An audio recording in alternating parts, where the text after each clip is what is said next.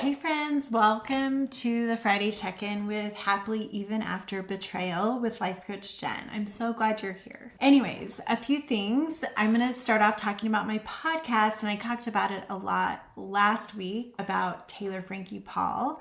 This week, my podcast is on reactive abuse after betrayal. And I think it happens a lot. And of course, any abuse is not good. But when you discover your spouse is having an affair, sometimes your nervous system takes over and we do and say things that we wouldn't normally do. And I was thinking about this because I just had this memory pop in, and in 2018, my spouse was having an affair with a married woman, and her husband, they were meeting at the library. I don't know why the library, but they were at the library, and he showed up in the library and got in a fight with my husband at the time. Pretty intense. I didn't see it. I think the police were called. Ultimately, my former spouse did not press charges. He got punched. I remember I was in therapy, and after my therapy session, I walked downstairs and my former husband's sitting in the waiting room, and I was so surprised because I was thinking, what are you doing here? I could tell something was definitely wrong, and we went out to dinner and he was not wanting to tell me about it. But of course I found out, and of course it scared me because we were getting divorced, but trying to reconcile, it was complicated. And I'm thinking, oh my gosh, like this person punched you. And what if he hurt our family? It's very dangerous, right? Hence why affairs can be complicated and not good. A lot of bad things can happen, unfortunately. I feel like a lot of domestic violence happens because people are lying and having an affair. And I share on that podcast a few crazy things that I did. And I'm a pretty chill person. If we react, right, I just want you to know that's normal. That's why it's so important, and that's why I'm very passionate about helping my clients understand their nervous system. And learning to understand my nervous system changed my life. And I realized I wasn't crazy. I was normal. I was just protecting myself and my baby. It makes sense that this husband of the woman my spouse was having an affair with came and attacked my husband. You're the bear in the scenario, and you're ruining my family. Go listen to it. You can listen to my podcast, and I also have a video. I've started making videos of my podcast and putting them on YouTube so you can watch it there. Okay, the next thing, another Oprah thing that I discovered. I'm not sure, one of my friends sent me and said, you've got to read this book, but it is called Strangers, a Memoir of Marriage by Belle Burden. It is so good.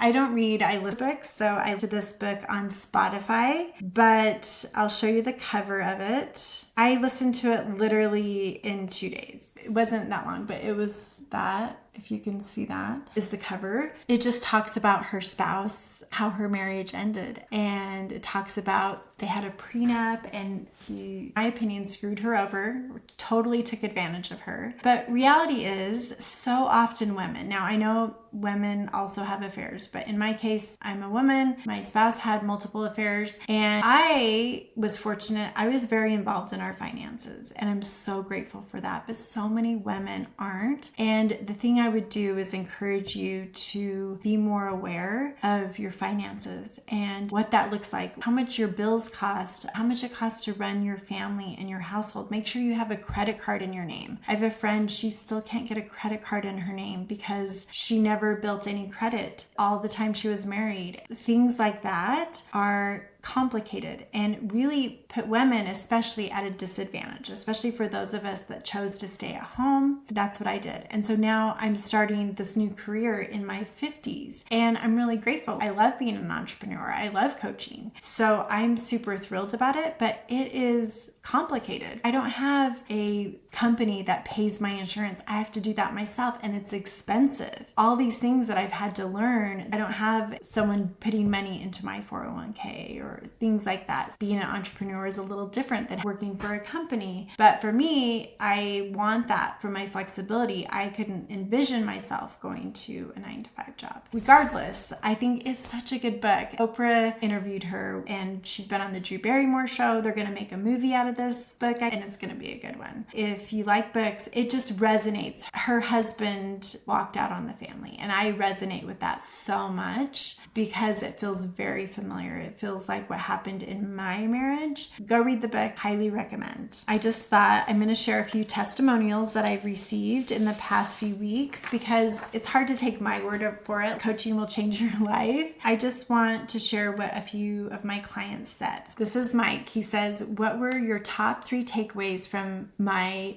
video course and my program that I coach people? He learned that he's not evil. Healing is likely to happen when we think differently, and betrayal can cause the body to react. Sally said she learned to name her emotions, to have her own back, and to not hurry to make a decision of whether to stay or go. Phil said to be proactive in the healing process, get help to heal, and practice the tools. And last, Julie said, there's something other than therapy to deal with emotional stuff. Not wanting this ending is normal, and one day I'll wake up and it won't hurt anymore. And then these 4 people also said, would you recommend this coach and coaching to others? So they're talking about me. And Mike said, yes, it was refreshing to talk about God along with this course. Just so you know, I'm a faith-based coach. You don't have to be religious if you don't want to, but I am. If you want to incorporate God in our coaching, I'm open for that. I believe God can really help us heal. It's up to you. But also you don't have to believe in God. I've coached all sorts of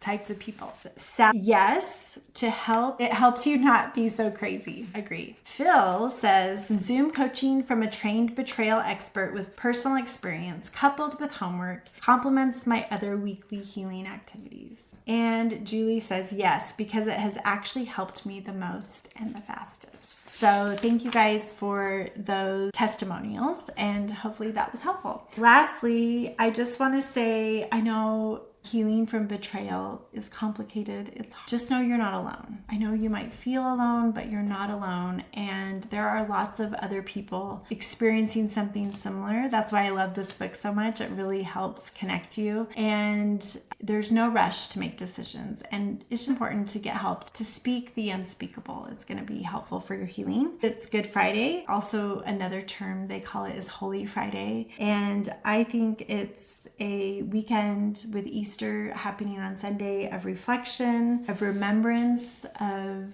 Jesus Christ, the things he sacrificed for. And I do believe healing with God, giving ourselves grace and compassion is really important in our healing. Whether you bring God or another higher power into your healing, it can be really helpful for you and it can just help guide you. And just know you didn't suffer for no reason. And I just think that's important. Anyways, have a beautiful Easter weekend if you do celebrate Easter. Otherwise, have a beautiful weekend. It's spring, at least here in Utah it is. It snowed yesterday. That's a sign that it's spring here because it rained, it snowed, it sleeted, and the sun came out. So we had all weather conditions yesterday. Anyways, have a beautiful day and I'll talk to you next.